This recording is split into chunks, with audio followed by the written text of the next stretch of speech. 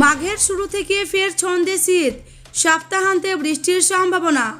তো আবারও সপ্তাহান্তে কবে থেকে বাংলার কোন কোন জেলাগুলিতে ফের বৃষ্টির সম্ভাবনা রয়েছে, এ নিয়ে কি বলছেন আবহাওয়া দপ্তর, বিস্তারিত জানিয়ে দেব। তাই ভিডিওটিকে স্কিপ না করে সম্পূর্ণ দেখবেন।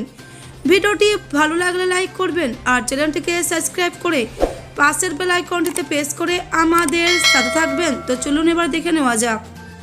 মাঘের শুরু থেকেই শীতের ব্যাটিং, পশ্চিমী ঝঞ্ঝা কাটিয়ে জাঁকিয়ে শীতের আশা করেছিল বঙ্গবাসী। তবে নিরাশ হতে হচ্ছে না, কারণ হাওয়া অফিস বলছে আগামী 48 ঘন্টায় বেশ ভালোভাবে ঠান্ডা অনুভব করবে রাজ্যবাসী।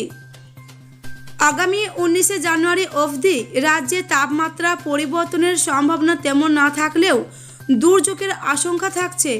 শীতের ফতে ফের কাটা হয়ে দাঁড়াতে চলেছে পশ্চিমী ঝঞ্ঝা।